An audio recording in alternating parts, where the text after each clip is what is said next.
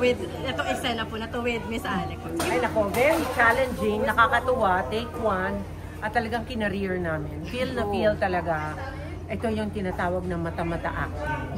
Kayo, kumusta po yung experience nyo dun sa eksena? O syempre, Miss Carmi ba naman ang makaparehas mo, di ba?